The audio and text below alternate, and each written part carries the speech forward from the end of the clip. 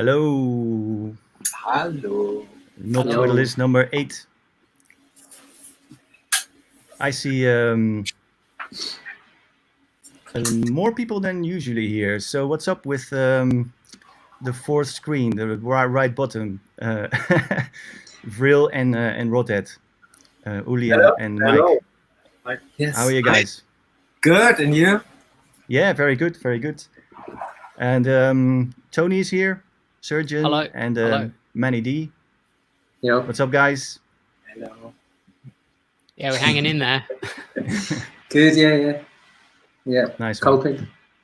So how did you end up together in one screen, Mike and Uli? Yeah, we often do some. I visit him in Berlin, and then we do some studio times together. Nice one. Yeah. So has your visit been productive so far? Yeah, I mean, Uli just arrived today, but I mean, I don't know if you saw the mail. I sent it you in the album. We just finished a new album. Mm-hmm. And so we are here to work on more music. Nice. Is it for your what's it called? The WS icon. Help me out. Reasonably. Yeah. Okay. What does it stand for? It's connected to where we are now, actually, to the place where the studio is. So it's a little bit like, we removed some of the letters from the name. Okay. Right. So what is it? What does it stand for in full length without the Wiesenweg. Wiesenweg. Okay. It's the address of the studio. Okay. Danke, Uli. Sorry, sorry. Okay, so it's a bit cryptic, but I think it's the same with my name. Nobody know how to spell it. Or to write it. Yeah, how to write it. It auto-corrects to redhead in English when you write Rødhåd. Yeah. Yeah, you know what I always do when I have to mention your name somewhere? I just copy and paste it from your email. I've never been able to find a quick way to do it. On the Mac, it's just like Alt and O and yeah, or you can just hold the button. I know, but yeah I don't know. Yeah. Fine. I'm just lazy. Okay, so if people are watching this on YouTube, you can comment in the chat and say hi to us or talk to us directly. So shout out to the stream punks and the YouTube crowd. I see some friends showing up. Hey. Oh, hi. Lady Hey, Starlight. Colleen.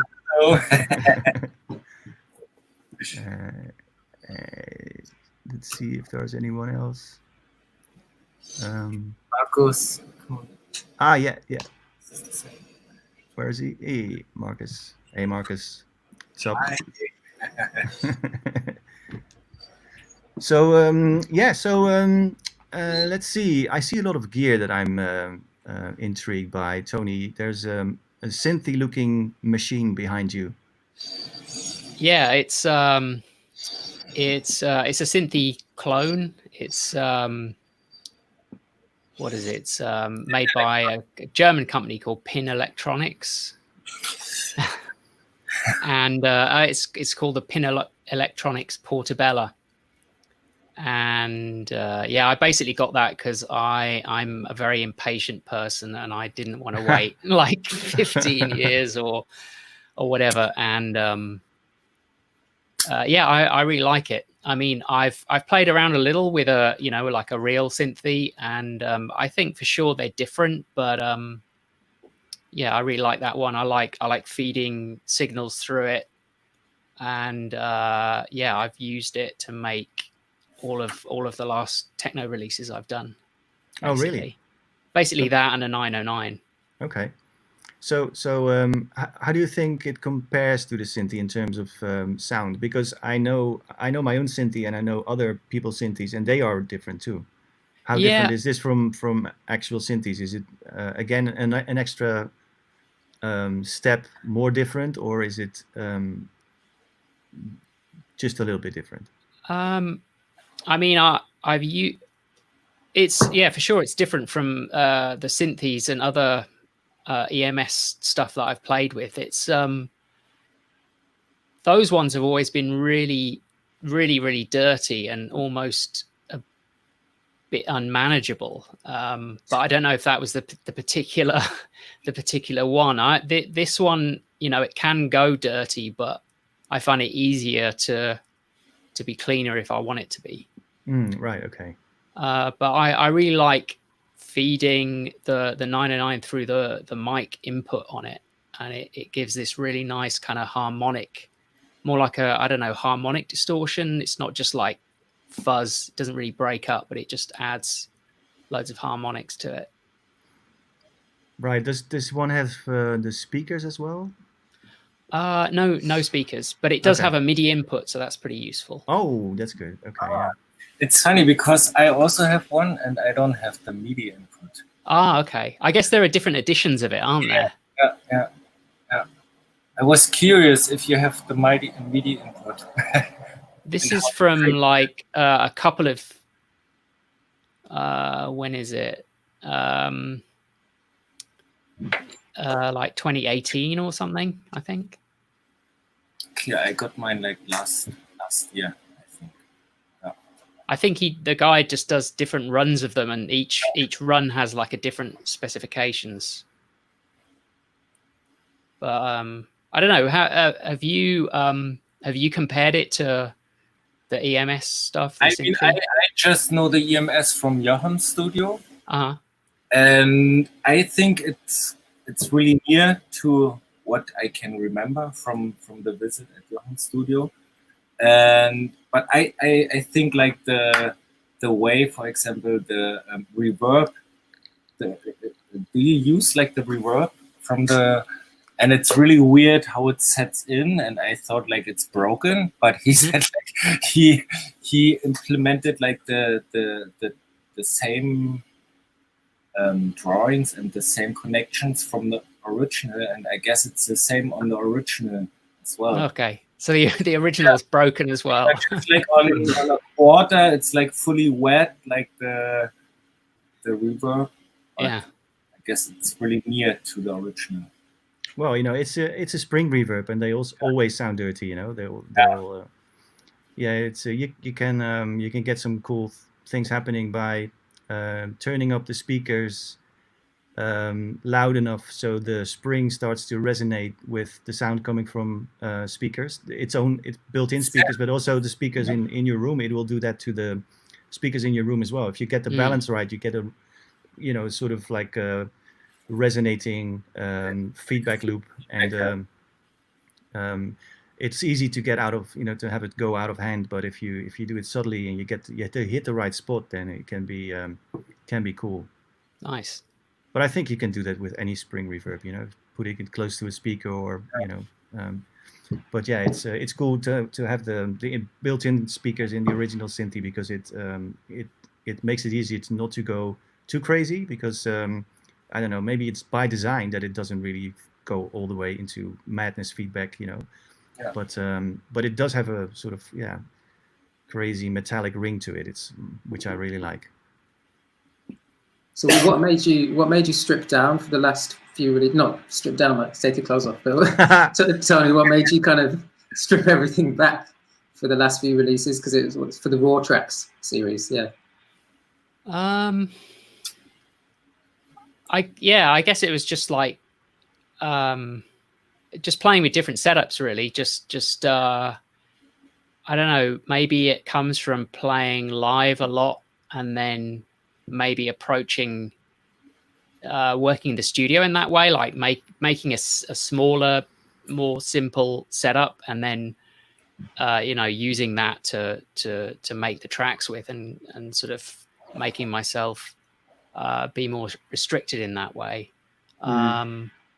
yeah, and just like playing around with new bits of gear and new combinations with some older gear and stuff like that. But yeah, I think it's definitely influenced from playing live. Yeah. And what made you pick those two from all the other possible choices you have? I don't know really. No, like I said, I just liked when I fed the 909 through the mic input. It just gave it a nice sort of crunch, but it's kind of it acted as like a limiter as well, and you know, it was all, I just took the outputs from that and recorded that, and that was the tracks. Stereo out. Yeah. Okay. From the pin electronics. Yeah. Okay, but because I was curious, because these tracks, they are so like. But you know, there's no extra processing. It's just the action of the driving the channels and the mic input, and it's just like it works like a limiter and everything. So no processing needed. Yeah. Nice. And I played them unmastered in a club, and they sounded good still. So it's quite a mean machine. Yeah, 909 with a little bit of processing is always going to sound good in the club, you know. Yeah, and it was nice to just strip it back to this raw thing, and more like live, playing it with my hands, just like, oh yeah, I used to make tracks like this. So it was really fun and really quick as well. Yeah, it's something that comes up pretty much in every talk we have, you know, with the Knob Twiddlers Hangout, that everybody has been looking for ways to create more manageable setups and keep things simple and controllable. Of course, you know, you automatically do that in a way. Even if you have a lot of gear, you never turn everything on at the same time or use everything at the same time. But even put them together on one table, or just really completely restrict yourself, you know, making a rule that you can only use, you know, these 2 or 3 machines, you know, help quite a lot to be productive, and to you know, they basically force you to get something out of a restricted amount of possibilities, which exactly what you did in the beginning. As we didn't have so much equipment, we have been forced to use it in a really intense way. Yeah. Like when you mean when you start out making music, when you when you start out, when you have 2 machines, then you really have to use them right. Yeah.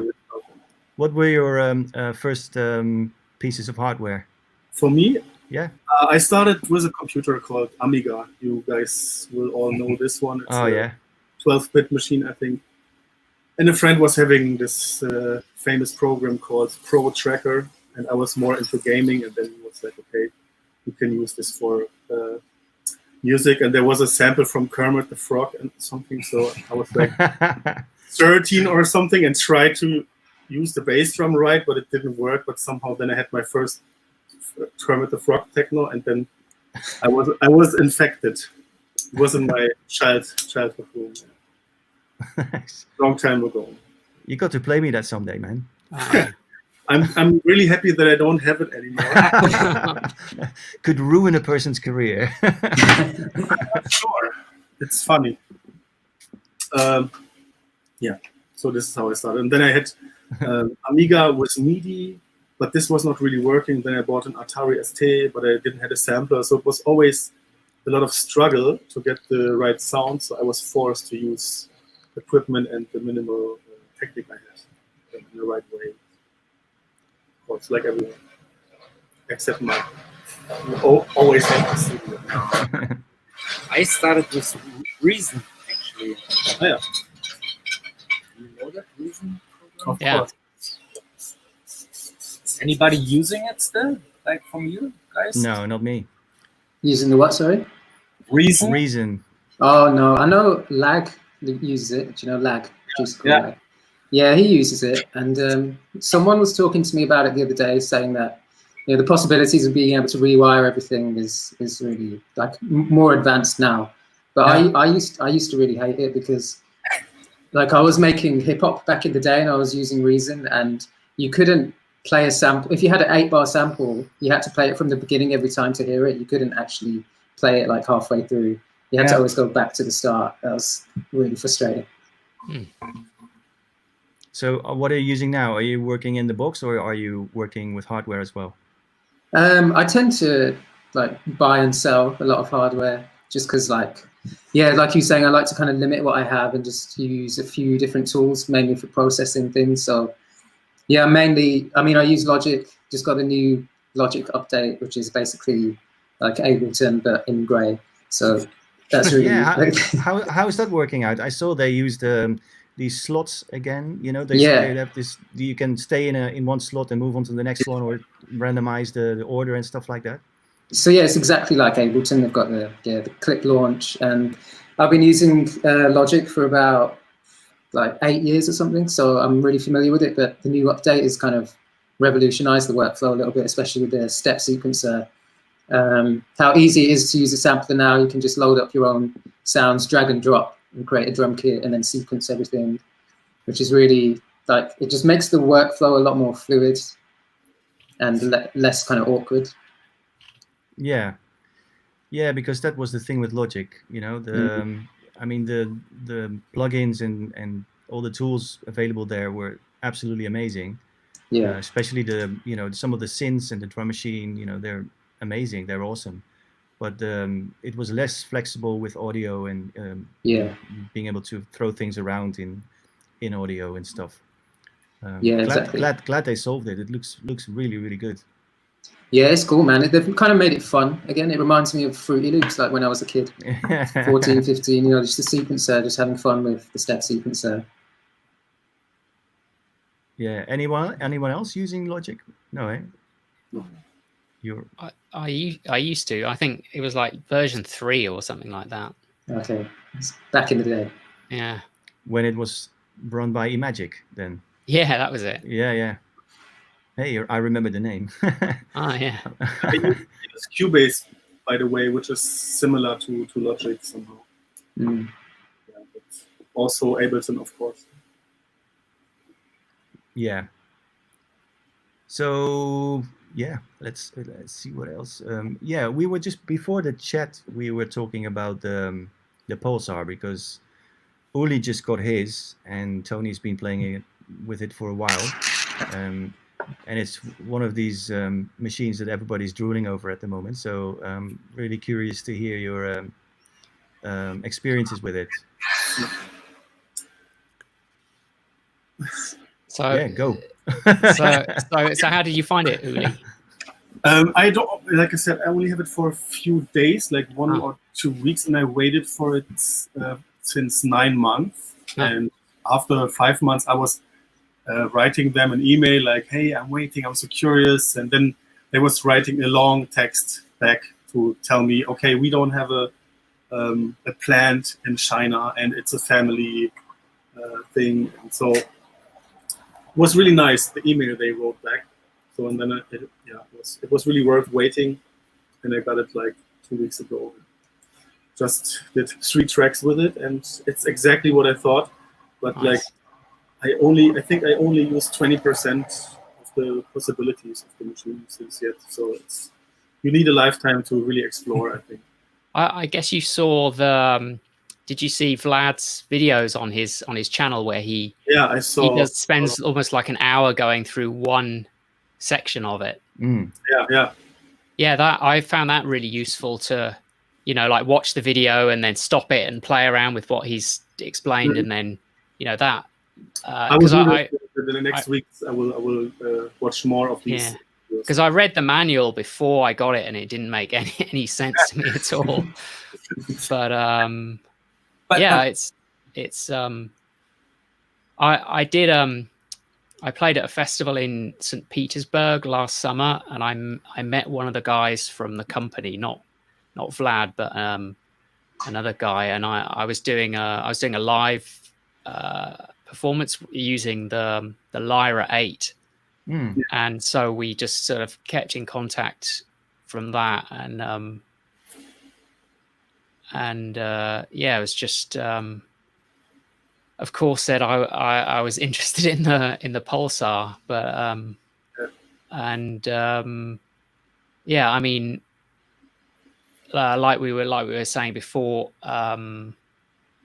I think the live performance, the really abstract thing with using the loop recorders, I think that probably suits a more abstract performance, whereas triggering it with some kind of MIDI sequencer and getting it to be more kind of tame rhythmically suits a techno thing better. Because the way I understand it, that the CV recorders are unquantized, right? There's no way to. Yeah. Okay. Totally wild. Totally un. But I mean, you can do things like you can have each loop recorder having different clocks and all kinds of really crazy stuff. But to just do straight, if you want to do straight techno with it, for sure, it's better to use it with a sequencer. But I mean, I think it will be a really good live instrument. Just because there's so much scope with the sounds on it, and I think it should sound really powerful as well. Would you go live? Would you go live with it? Yeah, I reckon. Yeah, nice. How about you, Uli? What is it for you? Is it a studio instrument or a live? Yeah, first it's a studio thing for me, and I don't know how they call it. They call it organic drum machine or something. Organismic or something. Yeah, something like this. So as I saw the first videos and everything was, and I didn't know what was happening. So I was seeing the machine, and I saw that, and I hear the sounds. I didn't understand what was going on, and this is something I really like. So then I chose to buy it. So, but I will not take it for my live shows. Maybe if I play with Circle of Life, then I would really bring this maybe with me, or maybe if I play with you together with another project. I think it would be quite fun to do a Soma Labs only setup, like a Lyra and a Pulsar, and just jam for an hour or so. That's right. Yeah. Did you see any of their gear, Manny? No. No, I didn't. I just I like it because it's so unhinged and it's not so. I mean, certain gear is good because it behaves itself and it does exactly what you tell it to. But this stuff is just nuts, and I like that kind of spirit where people think I'm crazy for using the Lyra live, but it's not so crazy. See, that's interesting because I really like that in the studio, but I think I'm too kind of nervous to use it. So use something like that live because kind of I like to kind of create some order out of chaos when it comes to hardware. I like to kind of just press record, see what happens, and then go back to it like an hour later or something. Whereas with the live thing, for me, it's more, I guess, more regimented and still free form, but has a bit more, less chaos to it really, or less kind of. I like to kind of exert a bit more control over it. But in the studio, it's the opposite. Yeah, I could see both things working for live. Depends on what kind of room you're playing. If you're doing a big room techno kind of set, of course that would be very challenging to use. But if you would use the CV recorders, but some more abstract kind of set, I think it would be amazing because I've used I haven't used the Pulsar, but I've used the Lyra quite a bit, and it takes you so many places without ever boring you, and it's just it's like being on a I don't know, like a car with 3 wheels or something. It's like you kind of know what to do to get something, but it might go the other way and be completely uncontrollable at the next moment. And I like that kind of danger, when you're improvising. You've been using the Lyra a lot, right, Mike? I have it here, yeah, and I also like it, but I think like the potentiometers, like for the oscillators, they're quite raw, you know. It's really, if you really want to tune them together, it's a bit difficult, I think. If you want to be yeah, forget it. I saw like there is a group on Facebook for the Lyra as well, and there is like a mod, so you can change like this potentiometers to have like really endless. It's a little bit like the ones you have on the pin electronics, but a little bit smaller, you know. So you have a wider range. It's not so raw, you know, like the steps between like the notes, you know. Someone in the comments was telling us we can call it orgasmic drum machine, by the way. Yeah. Yeah, exactly. Yeah, I mean the whole philosophy of all the Soma Lab instruments is basically to have basically the lack of actual precise control is a very important thing showing up in all these things they do. You know, it's you give them input and but they never really do exactly what you do. There's always an element of surprise or a lot of you can kind of steer it in a direction, but there's always something going to happen which you didn't expect, and that kind of should give you feedback from the instrument and, you know, give a more sort of exciting way to interact with it. And I think that's a really nice way of looking at instruments, because if you're sitting behind something which does exactly what you do, things can become very rigid very quickly. So I like at least that there are people out there taking this approach to building instruments. I think it's a really gutsy thing to do, and I love it. I mean, it's not only the interaction but also the sound. All that stuff has a very distinct sound to it. Character, yeah. Like, I mean, every time I do something on the Lyra, I can hear like the sound from the synth. Yeah. Or what do you mean? What do you mean? I think it has like a distinct character every time. Yeah. Okay. You use it, like the sound from the synth, like the oscillators, how they sound. Also, when you do the FM, which is like crazy. I don't know really how the oscillators work with each other. You know, like the combinations. But I think it has a somehow distinct sound. Yeah, you mean it's very difficult to make it sound unlike a Lyra? Yeah. Yeah. Okay. Yeah, I don't know. I mean, you can use it in a very sweet way, I think, to make it sound very mild and very round. But you can also make it scream, you know, like make it really metallic and crazy. I mean, I haven't spent that much time with it, but I got the whole spectrum out of it, basically. You know, everything from very sweet, melodic, you know, lovely sounding things to absolute, you know, mental, industrial chaos, basically, and everything in between. So I think it's very versatile. I saw something that I was going to, here, Tony, this is directly to you, from Franco Castagno. Uh-huh. I'm probably butchering his name. Hey, Franco, what's up? Hey. Because you do a lot of live performances which are very much based on improvisation, right? And like just go set up your gear, go there, you know, set the starting point, and then off you are, without any song structures or. It's what I call the more abstract performance, isn't it? And they're not so, they don't have sort of drums in strictly, but the looper is definitely a really important part of that, because it's like it kind of I can feed the sound into the looper, and because it's looping, it gives it more of a structure, and it also allows me to leave.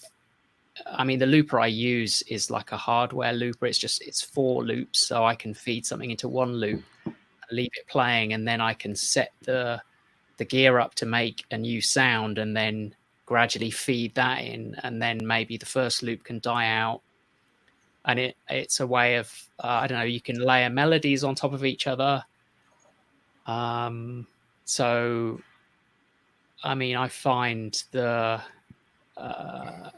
for the abstract live stuff, the live looper is like a really essential part of it, because that way I can just develop a theme and you know, have it build and develop, but then it also kind of falls apart in front of me and the audience, and I'm kind of following and watching it in the same way that the audience does. Sorry, which one do you use? Which looper do you use? I'm looking at it. It's the Electro Harmonics 45,000, I think it's called. Okay. And how is it connected in the chain when you play live? So the output from whatever gear I'm using is going into the looper input, and it's got two inputs, so I could feed two different synths into it. Yeah. And the important thing about this one is that you can externally MIDI clock it. So if I have a sequence running, I have the looper being the slave clock to the gear. So if I'm doing sequences or arpeggios, then they're going to loop in time. Nice. And that way you can clock them at different rates and overlay them and make some kind of melodic sense. So when you say it's kind of morphing in front of you and the audience, is that kind of polyrhythmically? You mean the way that the loops overlap? Because if it's slaved, it's going to be in time. Well, it's in time, but it's the way that, you know, if I feed something into the looper, I can't undo that. It's always kind of layering and layering. So no matter what happens, I have to go with it. You have to deal with it. I make a mistake, can you preview what's going into the looper on headphones or anything, or that I think that would just take me out of the music too much. Yeah, okay. I mean, like for Modular or whatever, I never preview stuff. I just bring it in and hope it works. But I don't know. It's just how I like to work. Yeah, but that's also the seat of my pants. It's the power of repetition, isn't it? Because that's where the looper comes in. Yeah, but even if you when you bring something in, and it's not like the ideal thing you bring in, but by the fact that it's repeating, you kind of get used to it in your head and go with it, and then absolutely. Yeah. And cool. you know, if something's not so good, you can just kind of add to it and kind of you find a way of making it work. And again, that's where the looper comes in. And like I said, I like this kind of creation and destruction that you see, that you hear happening right there, you know, and I find it quite a powerful way to feel really connected with the audience, because we're kind of going through that experience together, and I don't really know, it's like you're saying, I am kind of steering it, but you know, there's a lot of randomness involved, and I really enjoy that, you know, and I've come to enjoy that more and more with live performance and the type of gear that I like. I like the weirder, wilder stuff. Yeah. So sorry, go on. So what kind of options do you have with the looper? Is there any filter for each channel, or is it just a fader for the volume? It's just a fader, and the fader also acts as the feedback amount. So it's like a volume and feedback amount. So I can gradually fade it out, but it also each repetition, it'll bring the feedback down. Nice. It's pretty usable and quite robust. I mean, you can pan them, but it could work as like 4 mono loops or 2 stereo loops. No, I just Googled it. I will have a. But the point was, I was looking for one that I could clock with external MIDI, and I at the time I was looking, I couldn't find that many that could do that. I have the Chaos Pad 3. What do you think about this for as a loop machine? The Chaos Pad 3 from Korg. I had a really early Chaos Pad, but I don't know about the new one. Okay. Anyway. Well, there. If you want to do looping, there's so many options out there. You know, there's so many loopers. Even Ableton can do looping if you want that. You know, just have channels going into. Yeah, just hit record or automate that or whatever. But then a lot of people actually use Ableton as a live looper. And then there's. Did you find that work? Because I tried that initially, and I had some. I didn't find a way around the problems with the latency. You know, if I left something looping for a long time, it would fall out of time. But maybe I just did it. Maybe I just did it wrong. I don't know. I think if you quantize your clips, then you should be fine. But I had that problem with the Octatrack, and I remember talking to you, Tony, because I was saying that you can't loop something that's more than what was it? It's like I was trying to loop something that was 32 bars, and it was just kept slipping out of time. Oh, right. But you were saying there's a way you can sync it, which I never figured out, and I solved the Octatrack. So. Okay. I learned it all from YouTube clips. Yeah. Here's one that is directed straight to Uli, to Vril, from Techno 2020. Hello, Techno 2020. Hello. How do you think about achieving a clean mix while still embracing messy and natural dubby sounds? Do you follow similar approaches live in the studio? I think you should take the first one, you know, because your music is often very, very dubby and very, you know, layered and everything. How do you keep the mix clean? I try to understand the question. The mix, I don't try to keep the mix clean. I try not to mess the mix too much up. Okay, fair enough. Yeah. So. No, but your music, I'll help Mr. or Mrs. Techno 2000. Your sound is, you have a very full sound. You know, there's always lots of layers going on, lots of manipulation of sounds and everything.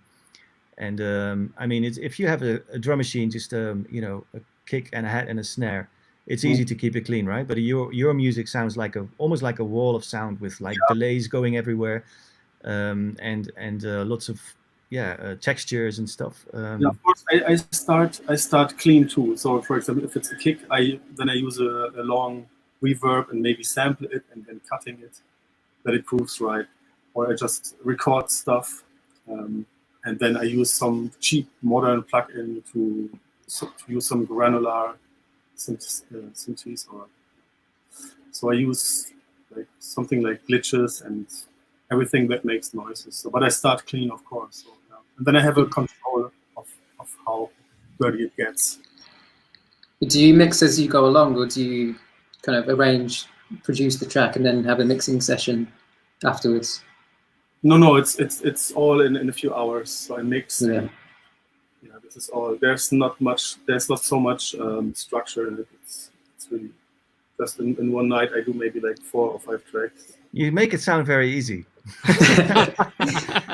Yeah, I start clean and then I take 4 or 5 tracks. Few hours. Yeah. Yeah, for me, the story I told about the Amiga, this was like in 94 or something. So I do my music for a long time. So for me, maybe it's easy. It's like a computer game.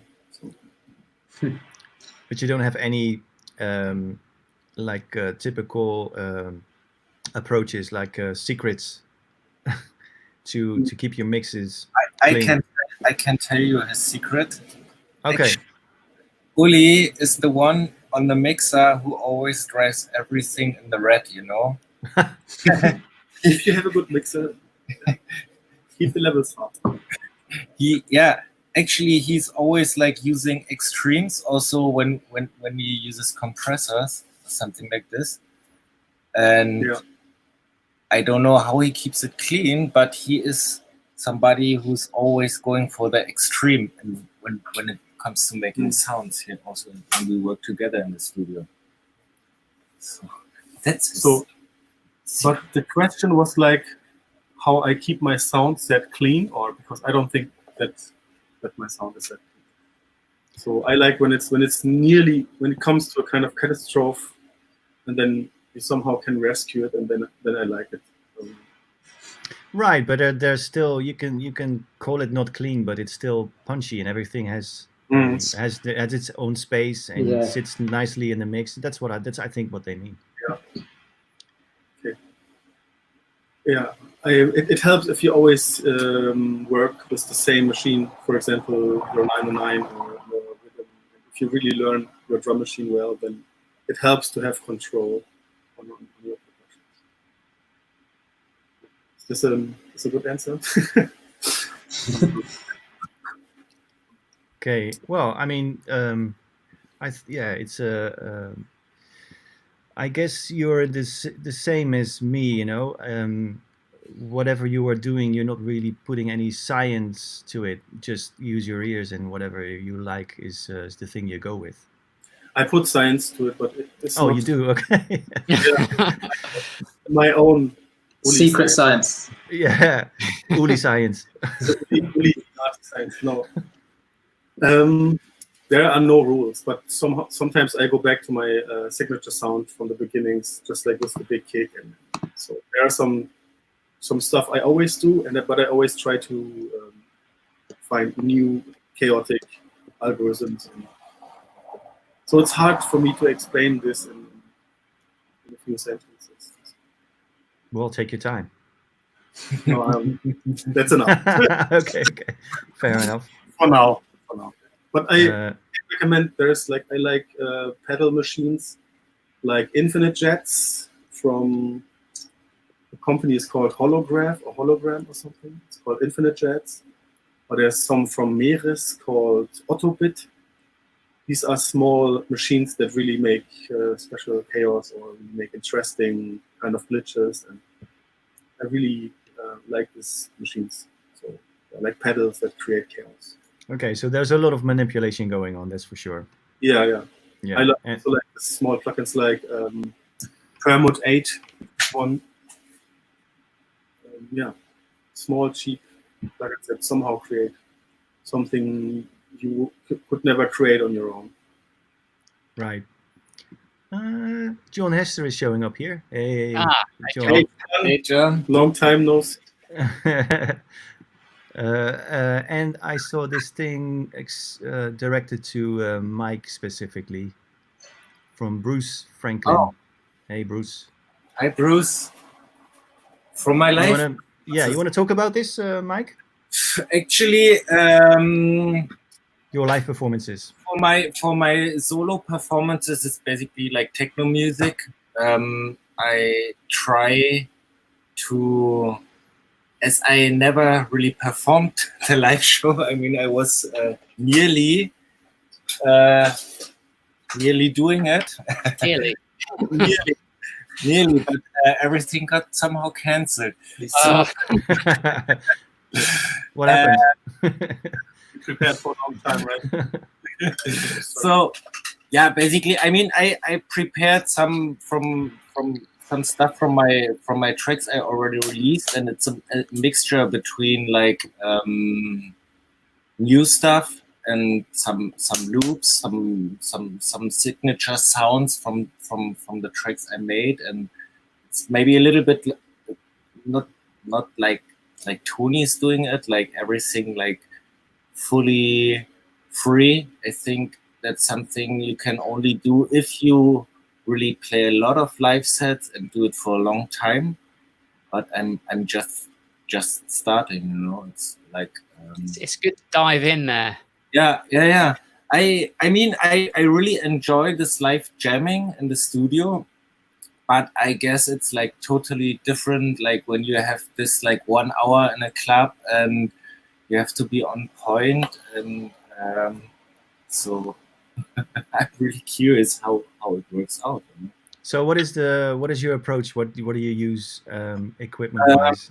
I wanted to use the Octatrack in the beginning for the samples and stuff, but I found it's a bit too complicated for me to oversee the actual live set, so I'm using Ableton. What's it? Cats on synths. Oh, now we'll get more views, guys. Yeah. Views are gonna go through the roof with the cat, joining us. Oh. Hey. Hello. Sorry. So Ableton is the sequencer. I have the Electron Rhythm drum machine, and actually I wanted to take this GRP A2. I don't know if you know that one. It's here, the one in the middle behind. GRP is like an Italian brand. Oh, it's a synth. Yeah. It's basically two oscillators, but this one is quite crazy with modulations, like the FM. I don't know. I really like FM a lot, so and it's somehow manageable, because it's there's no way to save anything, but it's not super complicated. And yeah, the syncussion was in the live set. Oh, nice. Yeah, syncussion is. I think you never can go wrong with the syncussion. Like everything's good from the syncussion.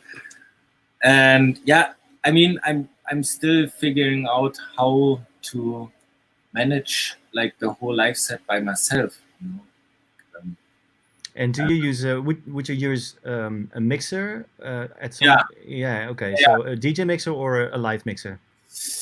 Actually, I tried to use the DJ mixer, but I want to have my drums on single channels on the mixer. So it's a little bit of problem with the DJ mixer, not to just have like a stereo out from the drum machine, because I want to have like delays just on the hi-hats or like something like this. So you use this one for live?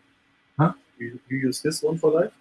I used like the L&Ts for testing it, but I guess I want to have like the Midas, which is like the common mixer. Most of the people I know use them.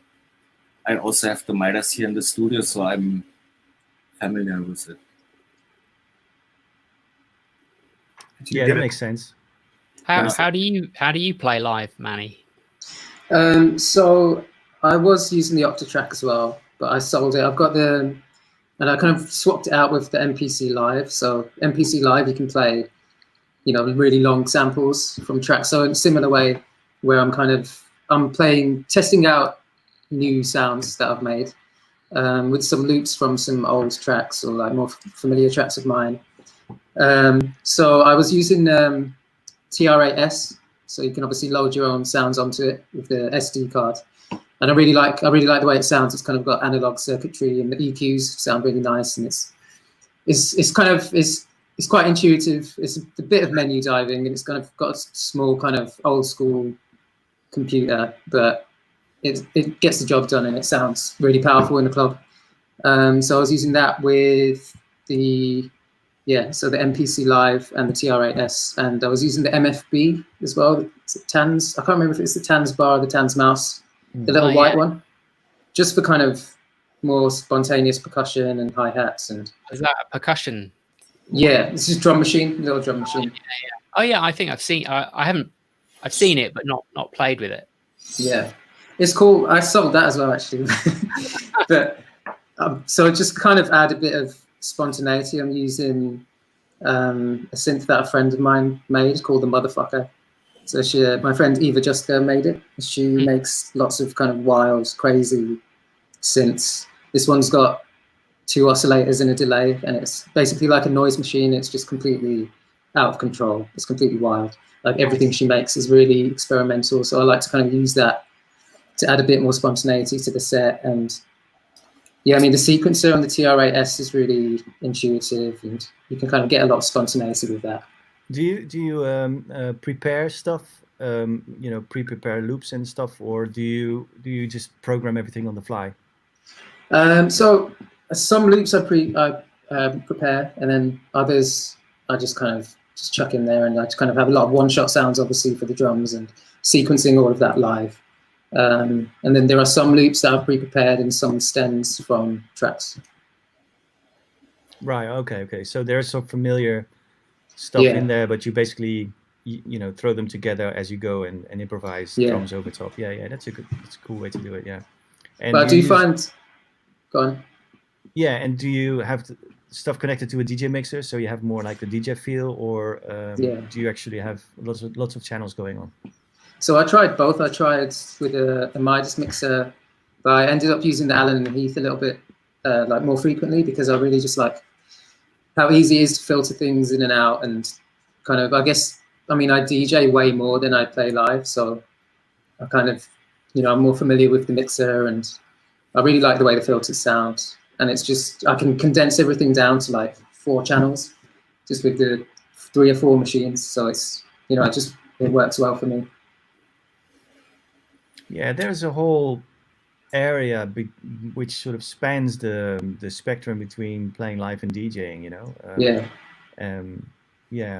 I think there's so many ways to do it, but if you keep it controllable, on a DJ mixer, whatever you're feeding into it, whether they are loops from Ableton or from even Tractor or hardware machines or whatever, the interface is pretty familiar. It's always the same. So it's like DJing with loops, or with DJing with stems more like than actual. I mean, you can come up with things on the fly for everything, but it just makes it harder to get moments where everything clicks together, So it's good to have something going on which is providing you with something that is which is going to work or it's going to be solid, and then but I think it's also important to have something going on which you have no idea how it's going to turn out, but which kind of sort of adds to the excitement and creates moments which are completely unpredictable. And with the TR-8S as well, you have a different output for every channel, so you can run run your hi-hats through a delay, or whatever through a reverb. So I use a few different pedals, but in terms of like more spontaneity, I feel like it's easier to get that when you perform with other people. Actually, I think I enjoy playing live with other people more than just by myself. Cool. Do you play live, Uli? Yes, of course. Of course. But I've seen you play live many times. But how do you play live? Can you talk about that? Because I think we're all in this.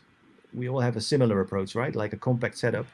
Yeah, live is a bit the opposite of how I work in the studio. So live is with Ableton and controllers, 2 controllers, and then maybe I add some drum machine or some Chaos pad or something I like in the moment. So this is more control based.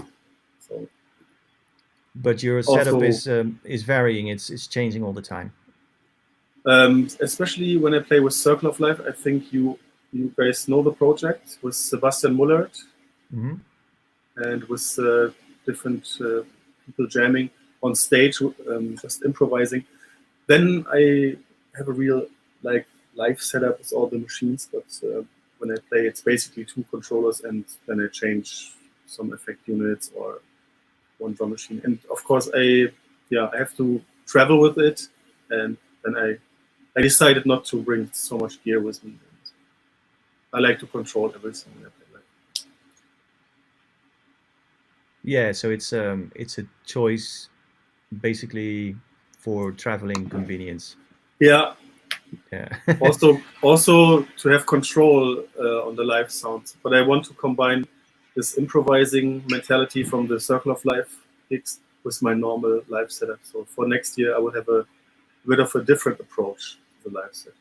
Also with a looper, I thought about a looper, and Cool. I saw Robin showing up. Robin, Hey. Hi. my friend. Hello. Yeah. With this question directly Okay. to Mike, to Rødhåd. Did you get Yes. the Overstayer modular channel? Yes. And how do you like it? I just got it a few weeks ago, and I really like it. do you know what it is?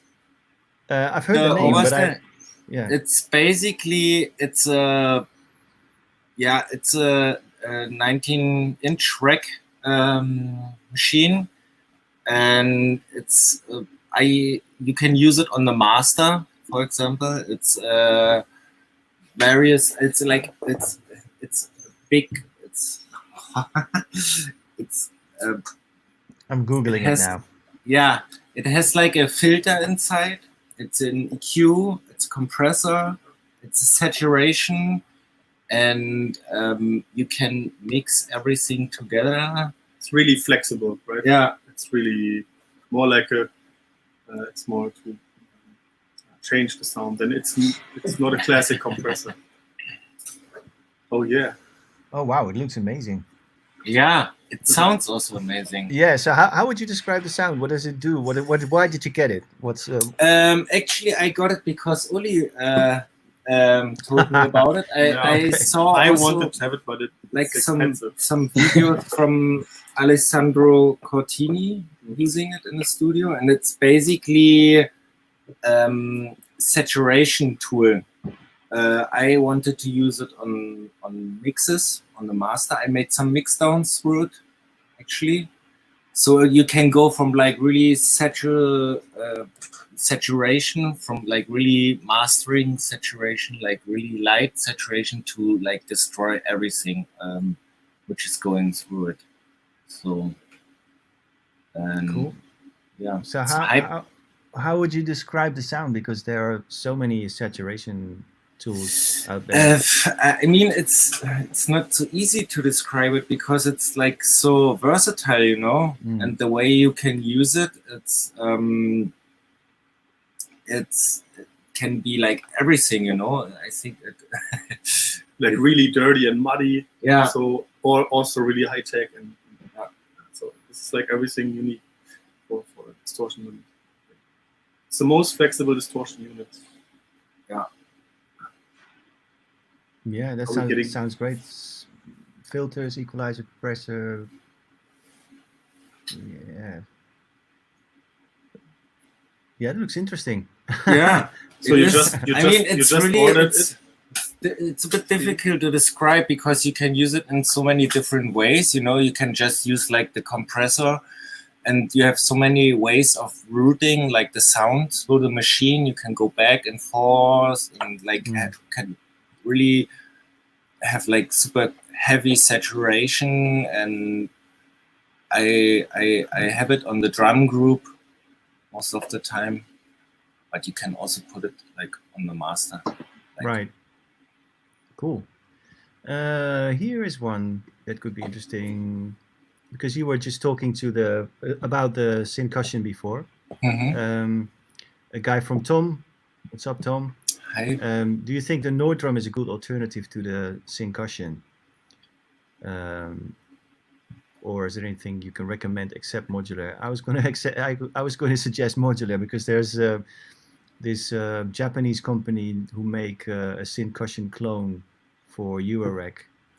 And I got that. It sounds really good, but it obviously it doesn't have the same layout because it's in a rack, Eurorack format. So it doesn't, the good thing. One of the things that makes the syncussion so usable is the layout with just a bunch of faders and very easy shaping of your sound. Don't know about the Nord drum though, but whether that would, I mean, that's a whole completely totally amazing instrument by itself, but don't know how close you can get it to the syncussion. I think the syncussion you can get yeah, but I think again, with the syncussion it's pretty much 90% is the interface, Yeah, it's like the layout because it's super easy to handle. And I would say like the Nord drum is really it's also really nice. It's but it has like 6 channels. You have a bit more possibilities to like modulate the sound, to design the sound. It goes a bit more far, I would say. I like the Syncussion because it's so easy to use it, and it's also like working for live and stuff like this. Really good. Yeah, it's the interface is definitely something that helps with the Syncussion. I know there are Syncussion clones. You know, just Google them. I think there's 2 or 3 out there, but one of them actually is as expensive as the original Syncussion. But there are people selling kits and stuff. You know, so if you're really after a Syncussion, you can give it a try. But yeah, again, I would say, you know, the sound of the Syncussion is amazing, but it's not like it's not completely unique. You could get it from other instruments, but it's the interaction with the interface that makes it so valuable. I saw this thing coming by, which is advice to people who are not at the point, who are basically starting out. Maybe we can all talk about this a little bit, because I noticed there's a lot of people who are starting out watching this Hangout. Would we have any advice for Ferdinand? Hey, Ferdinand. I think just send emails. I feel like a lot of people who run labels that I know, they listen to like 90% of the demos that they get sent. I mean, people who run labels are often DJs as well, so they're more likely to listen to your music. And I think if you're going to contact a label, just make it as easy as possible for them to listen to your music. Like, don't send an obscure link that's going to take 30 minutes to download. You want to like send a SoundCloud link, downloadable tracks, or send a SoundCloud link and a Dropbox link or whatever. I feel like make it easy for the person that's receiving it. And also, I feel like, yeah, go on. Also, take your time before sending out demos and really find your sound. Yeah. Yeah, and I know some people that send every track that they finish. Like, they'll finish it and send it they'll bounce it and then send it pretty much straight away. And take your time, man. I feel like the best advice I was ever given was to take. Sorry. You send away everything? So I didn't hear that, Tony. What'd you say? Sorry, I said wait till the next day at least. Don't send it. Yeah. Exactly. Okay. Just you need to kind of come back to it with fresh ears and actually, get some perspective. I would say send more than one track, because if you finally get somebody to listen to your stuff, you want them to hear the span of your sound, exactly. Don't send them 200 tracks, but also don't send them just 2 or just 1. I would say send them about between 5 and 10 or something, so you can get an idea about what you're about, and kind of get the head around the range of stuff you're capable of doing. And of course, get yourself on Bandcamp, or on SoundCloud or whatever, just put your name out there in no matter whether you're being picked up or not by any labels. It's easier than ever, to publish your stuff. So and I feel also, obviously it's difficult now and it kind of depends on where you live, but meeting people at gigs is still really important. Like, being able to put a face to the name, I find is still important. I think he also asked if it's a good idea to start their own label. And I mean, if you have some friends and they're all producing, and if the music is really nice and you have someone that can organize, maybe it makes sense to grow your own label. But yeah, that's another step. It's always hard to say if it makes sense. I think it can be a really strong statement to when people. But I suppose particularly if it's a group of like maybe just 2 or 3 producers, if they start a label with a strong sound and look or something like that, I think that can be quite strong. Yeah, it makes sense if all your friends having the same sound, or if it all relates together, it makes sense to make a.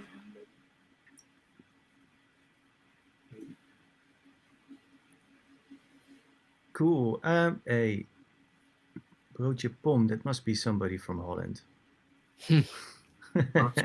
What is it? Broodje pom. It's potato on bread, with Suriname way, you know.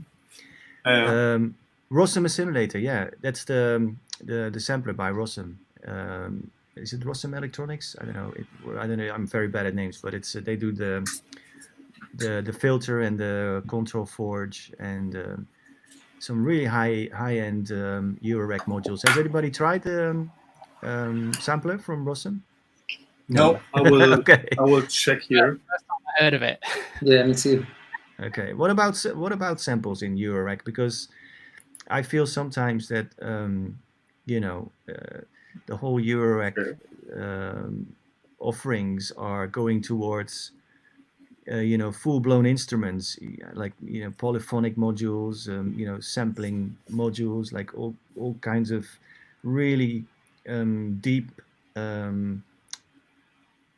instruments and modules, which kind of are way beyond what Eurorack started out with, in a sense that it used to be mostly like the basic elements of sound synthesis, like oscillators, filters, VCAs, and now you get these complete almost workstation. I don't know. How do you feel about that? Because I do own some of the more complex ones, but I still enjoy the ones that are just doing simple tasks without many menus to go into the most, to be honest. From a perspective of someone who I've obviously had, twiddled on some modular systems, but I don't have any modular gear. It just kind of makes it way more overwhelming to get into. So, where do you start? There are so many options. It's crazy. Yeah. What about you, Tony? I think more recently, I've kind of gone towards more like again, sort of thinking it from putting together a live set. I've gone towards more of a sort of desktop synth kind of approach, like Octatrack and the Lep Loop. I almost forgot the name of it. The Lep Loop, and just small, just connecting together small bits of gear, just MIDI syncing stuff. I've really enjoyed that, and it's quite. I don't know. It travels quite easily. I can sort of put it all into like one, like a wheelie case. So yeah, I've kind of lost touch with really, the up to date what's happening in the Eurorack world recently, really. But also, it's kind of good to not look at it, because then I don't buy it. And well, there's a good strategy. You can you can put stuff in shopping baskets, and then set yourself the rule that you can only press buy 1 month later, and often you'll see it's before you hit the month mark, it's disappeared already. It's you kind of think, okay, do I really need this? Probably not. Yeah. But yeah, so yeah, I think the whole everybody has their own approach, and there's some people who've even been on this chat, like Richard Devine or Colin Benders, who have massive machines and huge racks, and they have the kind of brain to keep control of everything, or manage the whole sort of Frankenstein setup. But I think for me it's more about building a patch which is the right balance between controllability and simplicity.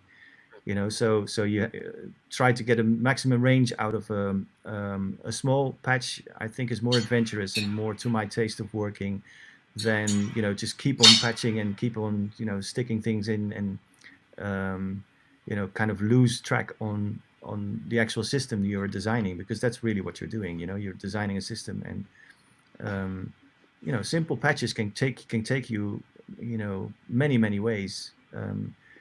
So I saw that also in your rack, Tony, when we were working together. It's a fairly small case compared to some of the systems you see out there, but the range of sounds you got from there were just incredible.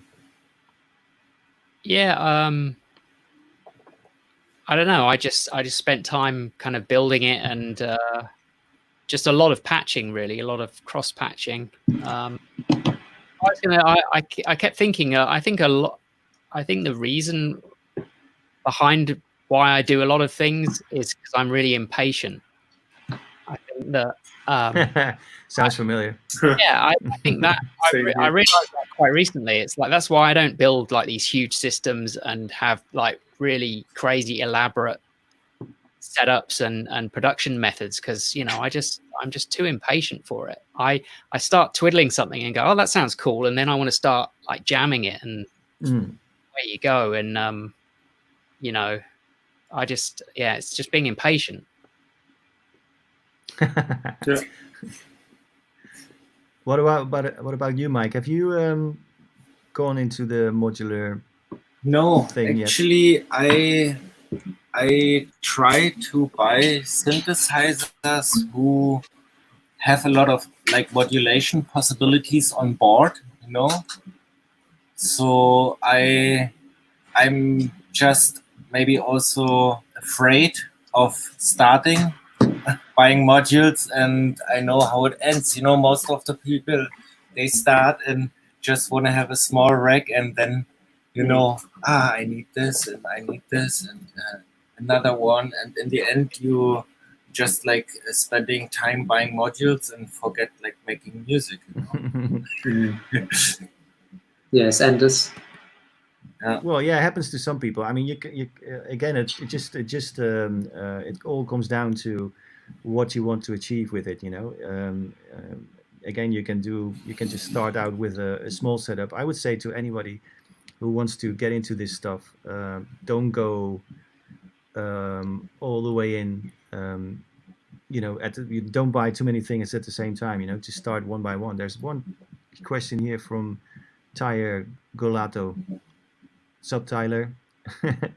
Anyone have thoughts on complete systems like the Make Noise shared system? Does something like this make sense for just someone who is just beginning their modular journey? I would say, you know, systems made up of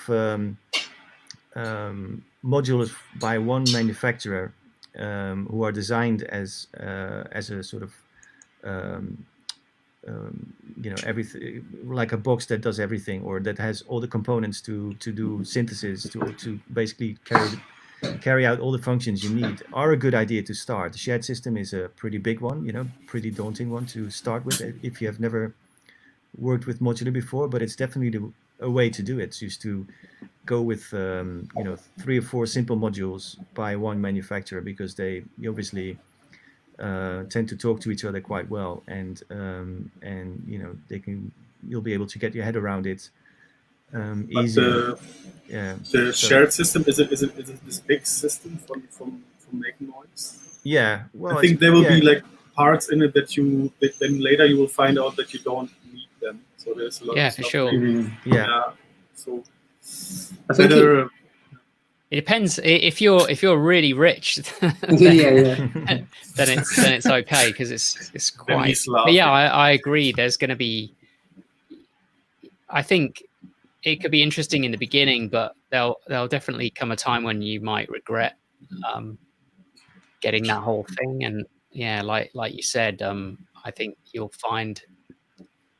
But I think if you buy a whole load of modules in the beginning, the more modules you buy, the more of them you're not going to like. If that makes sense. It's really hard to be disciplined about that. I think if the guy's if his objective is just to learn how Modular works, you can always get like VCA rack. You can get it as free software. VCV. Yeah, VCA and SoftTube doing Modular. I think it's like, I don't know, $100 or something, super cheap. So if you really want to, if his goal is to just learn how to use it, then you can always do that. And then, because obviously with that, you can pick which modules you like, and, you know, they actually have the clouds modules and Dopefer modules, so you can actually use them and think about what you actually want to purchase. Yeah, that's also good for traveling. This SoftTube modular system is good for traveling and find out if it's something for you or not. Mm. Yeah, you're right. If you just want to get your head around it, I would stay away from actually purchasing analog hardware, because if you don't really understand the basic features of synthesis, it might be good to first get to familiarize yourself with that, and see if it's doing anything for you. I saw this other thing directed to Mike again. Oh. How did you like the Dominion 1? What is a Dominion 1? It's from MFB. Actually. Yeah, okay. Actually, I like it. It's a little bit similar to the Monopoly, to the Korg Monopoly, I would say. Is it a monophonic synth? It's monophonic, yeah. It's like, I don't know if you see it. It's here on the... it's basically 3 oscillators and also FM. It's a very powerful synth, but basically looks like a synth. I don't use it that much, but it sounds good. I would compare it with the Monopoly.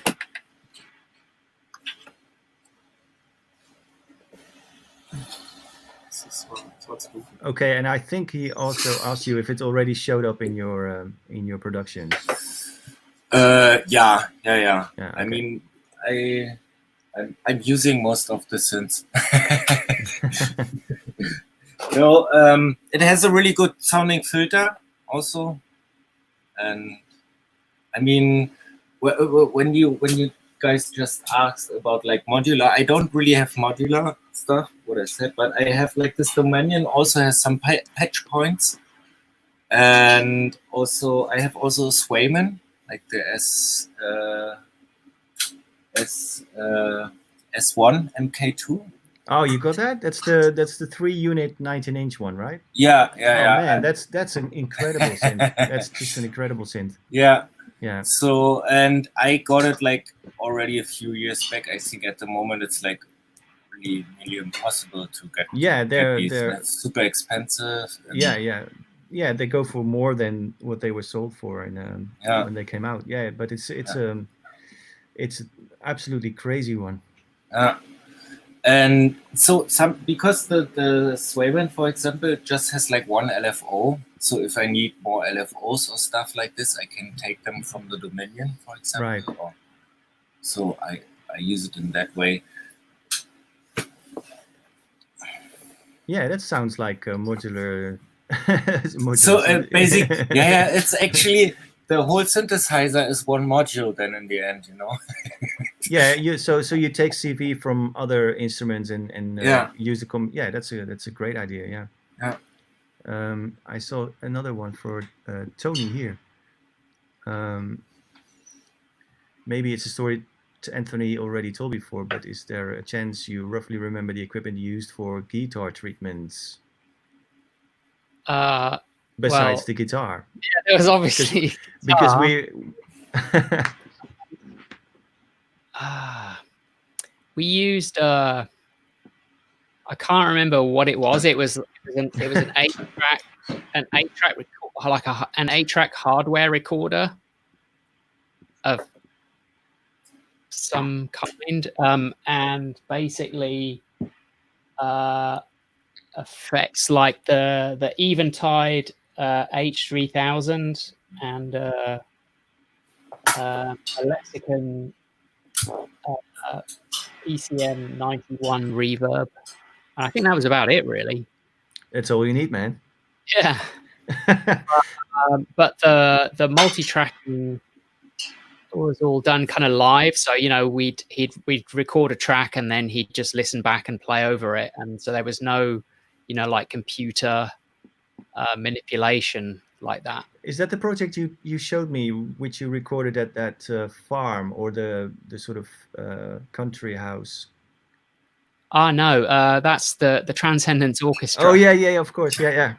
Sorry, I'm so bad at names, no, but yeah. We did guitar treatments in, I think it was '99, I think. Okay. So yeah, that's like 21 years ago. Yeah, I mean, the guitarist who I did that with, I played in a band with him many years ago, and we'd messed around with doing recordings where I process his guitar in this very sort of frippanino kind of way. So we decided to make like a full project out of it, and that's what the guitar treatments thing turned out to be. Cool. Yeah, I mean the Eventides are so versatile on any input really, but also very much on acoustic instruments or not necessarily synths or whatever, you know, like they have the tendency to make everything sound a lot bigger and more expensive and longer. Okay. Yeah. Isn't it? Oh, yeah, and also he used this thing called an ebow on the guitar, which continuously sustains the note. It's like a kind of magnetic pickup that you hold over the strings. Yeah. So yeah, it was just fun, you know, having a project where the only source was a guitar, and how can we get this to, you know, create all these different things. And the guitarist, he's like very sort of knowledgeable about music theory, so he was able to kind of write these pieces in his head and then play each part, and then it kind of knitted together in this really crazy melodic way that I would never be able to do. Yeah, so basically another project with a very a restricted sort of technical setup.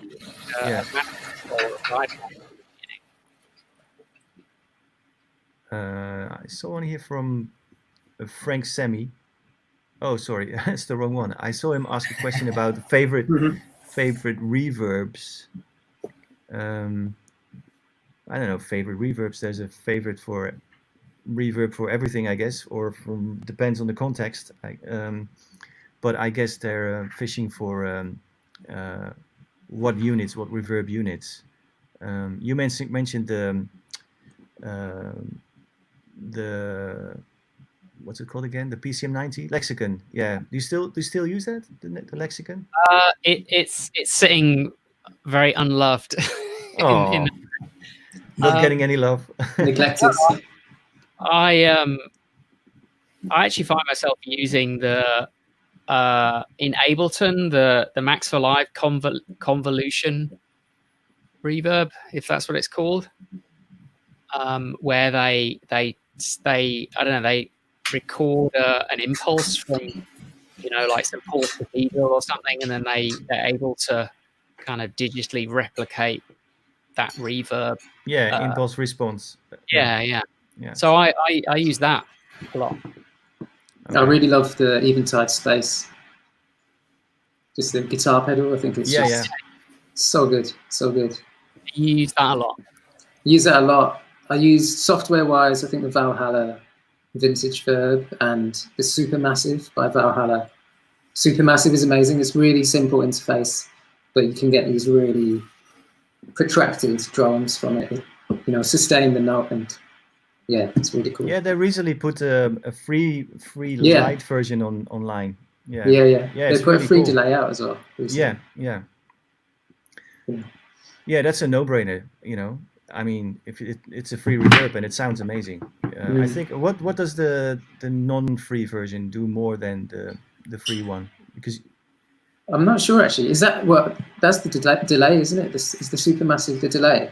Oh yeah. Okay.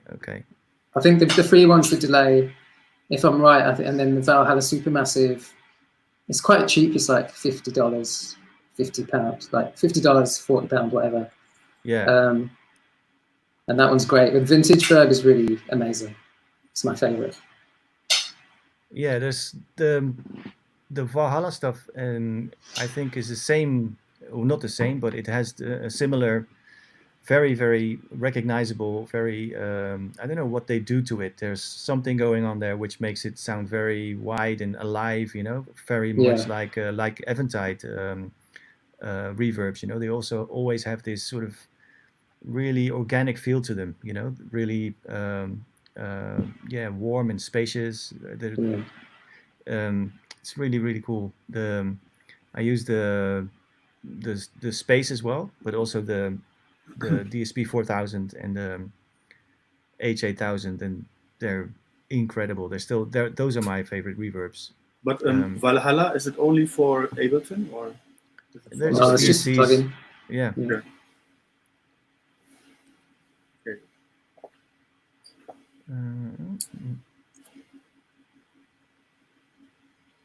So if you have any, I'm just checking the comments, guys.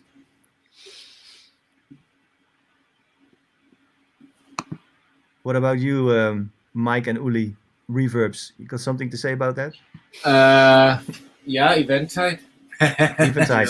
Yeah, me too. I have actually H9000 here in the studio, so I don't know. It's the big one from Eventide. It's the rack version, which has like all the algorithms inside. Basically, it's the space reverb, also the algorithm from the pedals. I also have the pedals, and also Strymon. Strymon pedals. I like them a lot. Yeah, I use the cheap Lexicon. How is it called? MX400. Yeah. A lot at home, and also I like the Black Hole plugin from Eventide, and some Universal Audio Lexicon stuff. I thought this was interesting. AK, I think this is. Hello, AK. Which of you had any active mentors for producing, and which areas did they help you to improve the most, like mixing, arrangement? I'm a DIY, learned everything myself guy, but what about you? Have you got any musical background or people who got you started or anything?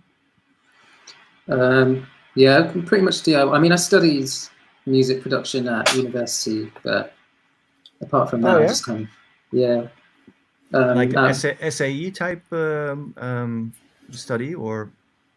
It was a degree at a BA at Brighton University. It was called Creative Music Production. Okay. And it kind of covers all areas, like working in the studio, music concrete, production techniques, music theory. But you know, I've been making music for like 6 years before I went to uni, so I kind of learned a lot of it just by myself as well. Well, did it help you in any way, or did you basic things that you know you learned about it? Or I think music concrete was actually probably the most integral part for me, because that introduced me to a whole world of music, a whole world of sound, and kind of just made me realize that music is just noise organized. As you know, there's a lot of early pioneers where, like the way Pierre Schaeffer, for example, would use samples of a train and use tapes to manipulate it and stuff like that. And it just kind of made me, because obviously when you open up Logic or Ableton, you just have all these things at your disposal. You have delays and reverbs and whatever. And, you know, music concrete pioneers, you really kind of strips everything back and makes you realize how innovative these people were with really minimal means. Well, and often, very often, also tools that weren't even designed to make music. Exactly. With. Yeah. I had there was a book in my library at school that was really influential for me. It was called Making Music with Tape Recorders, and it was music concrete for beginners. and I read the book, and I was really fascinated by it. And that was kind of how I started making music with tape recorders. But I never actually heard any of that music, so it was really weird. I was just doing it from reading a book, but I didn't actually know what any of it sounded like. And that was really fun to just sort of use your imagination to make music rather than it all set out for you, like the structure or how it would sound. That's a good point, because we're talking about tools all night, but the main thing you just mentioned the magic word, imagination. Whatever you use. Yeah, that's the strongest. So forget everything we said, people. Use your imagination. That's the point. We can close this now.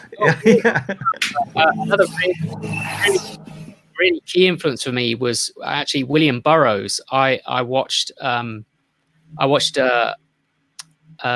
film called The Cut-Ups, and it's this technique developed by Brian Gysin, who I think he worked with, and it's just it's just like literally chopping up film and reassembling it. I think maybe chopping up text and just randomizing it, taping it together. And that kind of idea, when I was really young, that just totally blew my mind and was so inspiring. And it just made me think about kind of rearranging culture or sort of anything. And you can do that with like video, with film, with sound, and it kind of like what Manni was saying about musique concrète, it just opens your head up to a totally different way of imagining things and seeing the world. And I think that kind of stuff is the most powerful, kind of much more than any, Yeah, true. I think it's the philosophy kind of behind it is very powerful and driving for me, and everything just sort of follows on from that.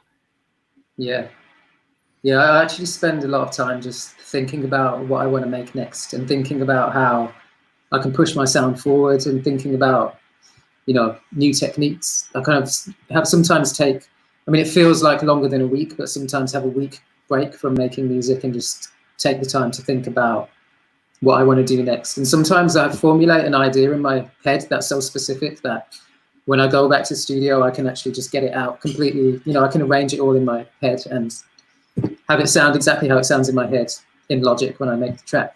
But yeah, I think it's important to actually do that, to think about the philosophy and think about what you want to do and how you want to push things. Yeah. Coming back on the imagination thing, and hearing you talk about, Tony, about doing something you just read about and never actually heard. So I can remember a lot of instances where I was at some place, or somebody was driving by with a car with a certain thing playing out of it, or a track or a piece of music I heard in my childhood, which kind of made an impression in my head. And sometimes I recycle these things, come up once in a while, and it's like chasing a ghost sometimes. It's like you've heard something and you're it sort of are really grabbed by it, really struck by it, and then that can become this thing you are going to chase after without even actually remembering whether it was actually any close to what you heard, but it sets off this spark, this thing. So hearing what comes out of it would never be, in any way or form be connected with what that thing was that got it started. But I can remember hearing tracks, on the radio and having this sort of nostalgic feel with that moment, which sometimes helps me to find an aesthetic or something. You know what I mean? Yeah, definitely. That ties into something me and Colleen have joked about. It's like this idea of making a bad copy of something. So it's like you say, you hear a song on the radio, or you have this imagination feeling, and you sort of translate it in this really abstract sort of way. So it's not like a direct representation of that, but you're kind of channeling it somehow, and almost like in quotes, making a bad copy of it. Yeah, and it's funny how these things work because I know what you're saying. That's I mean, there's so many things that get you started, but it's more like a technique, you know, to say, okay, let's make a bad copy of this and this that we heard in this diner or whatever, on the road or in the train or whatever, because you can also always when you get stuck or when you have to make a decision along the process, go back to the thing that you recognize as being the starting point. So you can base your decisions on something because you've decided to make a bad copy of this track. You know what I mean? So it's a really funny way to kind of frame what you were doing, or to put like a restriction or a frame around your approach, because you always have this thing to come back to. Yeah. Good times. Yeah. No, I mean, this it is. I mean, Manni was talking about, you know, taking breaks from music, or, you know, thinking about how your approach is going to be, and, you know, there are so many things you can try to explore also in this field without ever touching an instrument or being in the studio. You know, you can. I agree. It's really important to talk about this stuff because there's so much focus on, you know, I feel like a lot of, you know, it makes sense. But a lot of equipment manufacturers are trying to sell something to people. They're trying to market it and say, you know, the phrases like quick and easy always appear, and it's always sold as something, oh, this is going to get you making tracks really quick. And I don't know, there isn't a quick and easy solution. You know, I think all of us, we're always searching, we're always trying, you know, we're always buying gear and trying things out. And, you know, it's a never ending journey. So the idea of a quick and easy solution is an illusion. And I think it's not really something to chase, really. It's like, you know, if someone's interested in Eurorack, they think, you know, if they think that's the solution to their creative problems, then it's not. There's nothing is. Often it creates a new problem. Yeah. Rather than solve anything. No, but it's true. You know, it's very true that like you said, the whole actually being behind a desk or being behind your computer or your synths or whatever, that's not the only thing that it's involving. It's also the whole, you know, the picking up things in your brain, thinking about things, you know, making systems in your head, you know, or approaches, or thinking about, sort of. It can be something completely abstract, like, you know, thinking about textures or deciding about aesthetics, but it can also be something that you really want to explore that might not be new to the world, but might be new to yourself, you know, like something you've never really tried to do. So there's many things outside of the actual act of sitting in the studio that is involved in like you called it, a journey. Yeah, it's very true. What about you, Mike and Uli? Do you have the? We're still here. Do you have the ultimate solution for? What's the answer? Yeah, like we need answers. Question? Yeah, I mean, no, I mean, just the question is, or not the question, but the topic now really is, you know, the thinking behind a new project, for example, or the, you know, making music, the journey of making music. I mean, Tony and Manni and I would all agree that there's a lot of things going on outside of the actual act of being in the studio. So, anything you've got to say about that? I mean I do you music. You must dream about music, right? Yeah, I do music like once a week or something, and then it's a really long session, like 12 hours or 13 hours. I think Mike is producing every day. So we have different approaches or different structures to work with. But sometimes I just have one idea, maybe using effect through a filter that I never used before, and then so this can be a start for something. But yeah, I don't know. I start with something simple, of course. So you do make up a starting point system in advance. Yeah, okay. Can be some noise or some melody, and also the same. What Manni said is interesting. Think about the next step for a long time, or just wait till you have the idea for the next for what you want to do next. So I do the same. So I take my time. If I don't have something to say, I would not go to studios. Somehow, it's always special days, special happenings. Yeah, it's an interesting approach. I think it's quite similar because I can spend hours just noodling around with gear and just feel like, yeah, I just feel like, you know, and it feels like hours of you know, just lack of productivity, because at the end of the day, I feel like shit because I'm like, oh, I haven't made anything useful today. Whereas, you know, maybe it would have been better just to kind of take the day to think about what I want to do. Yeah, I don't like this feeling. Exactly. Something it's the worst. Yeah, it's the worst. I don't know. I think. But sometimes you have something that maybe next day you change, and then it's good. Yeah, it always makes sense to do music. Yeah, but maybe you discovered something. Maybe you decided that you made a decision along the way, or you tried something and you hit a dead end, which is fine too. You know, sometimes you just hit a dead end. That's just part of it. I think that's something you have to learn to accept as an artist. Even, you know, not just musicians. I think as an artist, you have to learn to accept failure, because you're going to have to confront it like at least like dead ends. once a week. I love dead ends. Yeah.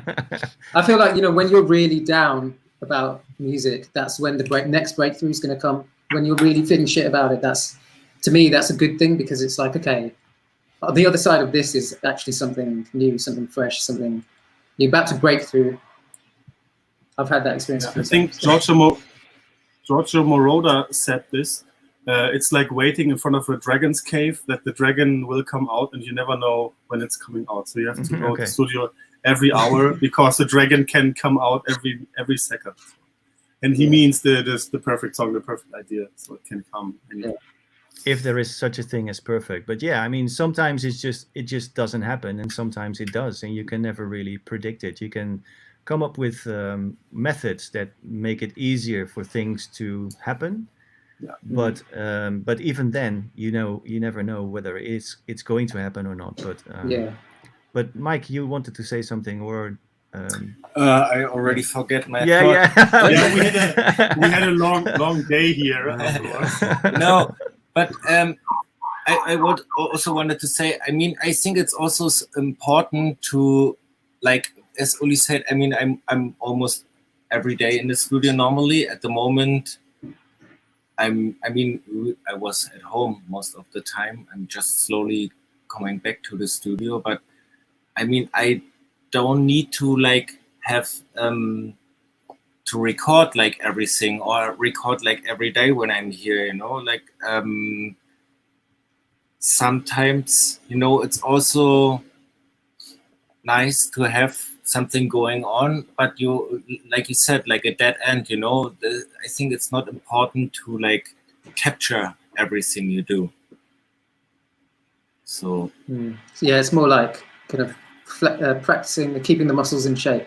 Yeah, I think the idea of play is quite important, and I read something about I think Pierre Henry said talked a lot about the usefulness of the idea of play in music, and I think that's something that's come back to me with, you know, just playing around with like hardware and bits of gear. It's just the value of just playing with stuff and not being under pressure to create something all the time, just to you know, mess about with stuff.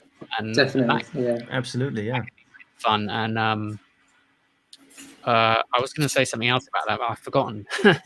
but playing is useful and really important. Oh yeah, that was it. It was I talked with Dan, who I do the Transcendence Orchestra with, and we talked about this idea about how trying to take judgment or evaluation part away when you're creating the music, just trying to create the music and just be purely enjoying the creation of it, and not even thinking about, is this good or bad? And recording it and just enjoying it and just being in the creative process. And then you can listen back to the recording and then you can judge it and evaluate it and do something with it. But trying not to do all these things at the same time, performing, creating, judging and evaluating, because I don't know if I explained it very well, but I don't know, that really made sense to me, and I find that a useful way of. Well, yeah. So you're basically moving judgment to after the act. Yeah. Well, I totally get what you're saying, because you just basically go with the moment and don't get yourself you don't censor yourself. Yeah, and don't get yourself restricted by any associations that you have what's happening, because associations can creep in and become sort of bothersome, or whatever. But I would say that even the way of making music you describe now, like being totally in the moment and not think about what it needs to be or what it can be until afterwards, is still requires or still involves judgment, because you have a judgment of what you like to hear or not, so it's an unconscious judgment, but it still is judgment, you know what I mean? But not like a judgment in the sense of you're noodling around and it's becoming like really sort of ambient, and you say to yourself, I didn't want to do an ambient track, so I'm quitting this. And you basically say to yourself, okay, let's let it happen, let's see where we end up. No final judgment, but still you're judging it on the go, because that's where the thing that you are creating wants to go. This is where it is ending up, with basically. Yeah. So I feel judgment is always a part of the thing. Yeah, that's what I'm saying. It's just, I don't know. It made sense to me when we talked about it, but it was I don't know, because I noticed myself doing that, where I had too many layers of thinking going on while I was trying to record the music, and just to like not get so caught up in all that thinking. I just think, okay, I can worry about that afterwards. I'm recording it. I don't know. I found that that was quite useful for me. Yeah, I find that really useful. I mean, I've had times where I'm thinking, especially if you're writing something for a particular label and you're thinking about what works for that label. It's just like you say, there are so many layers of thinking. It's like, sometimes I find the thought creeping into my head, like, which DJ is going to play this? And I'm just like, I have to push that out, because that completely ruins the whole creative process. Things like that. So yeah, I completely agree. Yeah, playing it's important to try and get back to that sense of purity. Like, we all started making music because we were curious and we just wanted to have fun. Yeah. And we're lucky enough to make it into a career, so it's important to try and find that innocence again. Yeah. But sometimes you have to go back to this moment that you're able to control what you're doing. So if you get lost inside a session, then you can remember or just reflect yourself. So this can also help. It's a gift and a curse, I would say, to be able to control what you do or reflect. Yeah, I feel myself more and more in the last few years at least. Just record everything and just let it happen, and not even think about what it could be. And of course, judgment is always there afterwards. And I like to stumble upon things more, these days, to just to see where it goes, accept what it becomes, and then there's always if there is something happening that actually takes my imagination, or that sort of gets me excited, I'll go with that, and then maybe even exaggerate where it can go, just to make it sort of a very pronounced idea rather than just a noodle or whatever. Someone is writing write drunk and edit sober. I think it's a good concept, maybe. Create drunk and edit sober. Yeah, I Frasier. I mean, I have to say honestly, when I'm making music, I'm not really thinking much about what I'm doing. It's basically, I mean, it depends always like on the mood of the day. Of course, like sometimes you feel like making ambient. Of course, sometimes you want to make like banging techno stuff. But I never really like think so much about how or what I'm doing. It just comes out of my head. It's like today is like this, tomorrow it's like this. It's not like I try not to think too much about what I'm doing. It's just you're a go with the flow guy. Yeah. That's good. That's the way it should be. Yeah. Absolutely. Yeah. I mean, I also don't want to like limit myself with too much overthinking.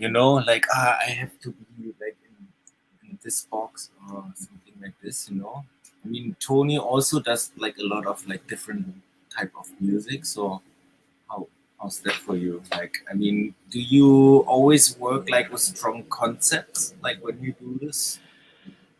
I don't know. I think it varies. A lot of the time, different projects. A lot of the time, it depends. It comes from working with different people, I guess. A lot of the time, and it's just trying to. I like to just let out whatever that collaboration is, and not try to put things in boxes too much, really. And it's just really having fun with it, and not being too worried about, I don't know, what genre it is or something like that. I don't know. I always feel like I can push stuff further, but maybe that I'm just insane or something. I don't know. I don't know. I don't like to underestimate an audience, and it's always good to push people, find out where the edge is, and dangle them over it a little bit. Yeah. So it's a good balance of rational thoughts and emotional thinking. So it's like 50-50 balance. It's a good way to work. But doing the different projects with different people, it's a great outlet, because maybe then I'm happy to focus on more like pure techno, and if I've got another outlet for, I don't know, just really abstract droney stuff, but then they often kind of end up feeding into each other. So techniques I learn from one project end up coming back in, and sounds and all of those kind of things. So I don't know, things that I think are separate always end up kind of joining up as well. Probably not making sense anymore.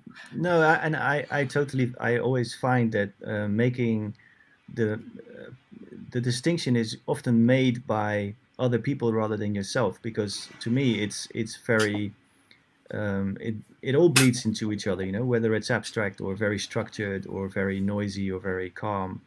It's first of all, it's all coming from the same mind, or minds, and it always bears the signature of the maker.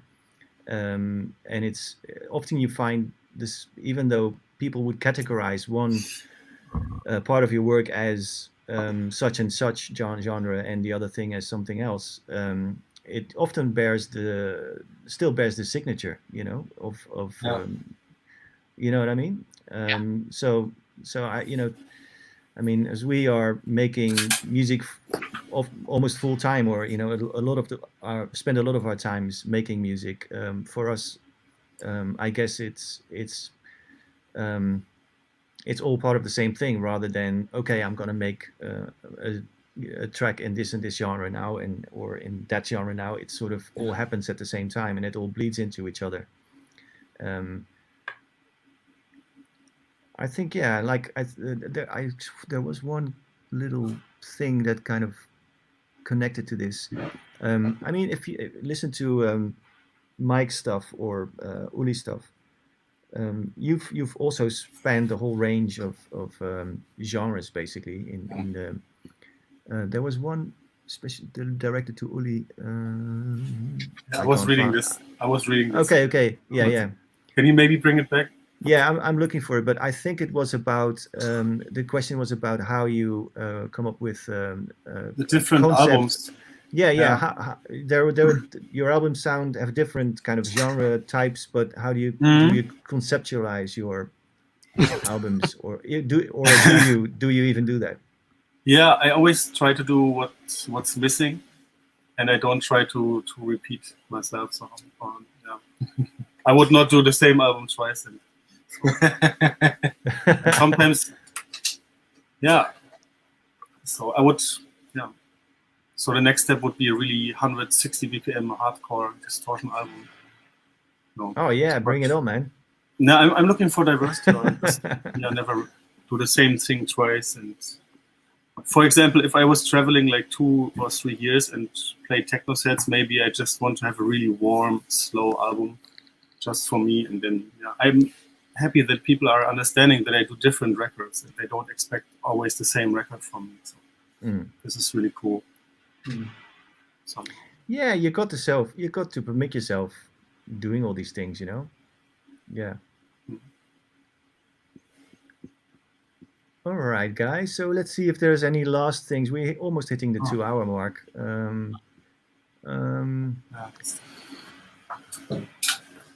Anybody has a specific thing in the comments section? Ask your question now. Yeah. Yes, Purring loudly into the microphone. So So again, Mike and Uli, are you? Do you have any specific plan for your recording days, or are you just gonna see where it ends up? And so I think we make a new album. Yeah. Oh, an entire album. Yeah, we have this new project. We don't say it yet, or? I mean, I that's the album I sent you. I don't know if you saw that mail. It's a new project called Out of Place Artifacts, and it's basically everything but techno, and it's really free and like different kind of rhythms, like fast, really slow, ambient, and yeah. A friend of mine called it like neuro music. I don't know.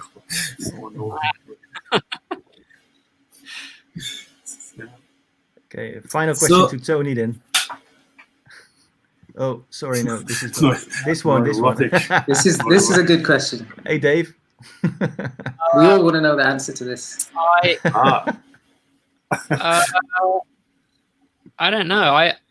It's the cat, of course. It's cats. And jeans and cats.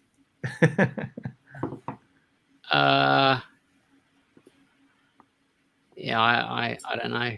Yeah, one good trick is to grow a beard. People get used to it, and then you cut it off, and you look. That's good. Right, Mike. I will try to. Yeah. I'll have to do that again. It's a good trick. Yeah, but that's the only obvious trick I can say. Okay, well, I think that's a great piece of advice to end this. So yeah, I want to give another last shout out to all the people who watched and the stream punks. So thanks for being with us. We actually have a Discord server set up, and the link should be in the underneath the video on YouTube. I'm gonna hang out there for a little while more. If there's any questions that we forgot to ask, maybe one of the other guests some of the other guests will be joining as well. But is this the after party? Yeah, this is the Discord after party. Feed the cat, so Yeah, okay. I'll be there anyway. So if somebody wants to join, I'll see you there. And yeah, thanks to all the guests for hanging out. It was really good to speak to you all, guys. Thank you. Thank you too. And Thank you. Good luck in the studio the coming time. Yes, Yeah, thank you. me too.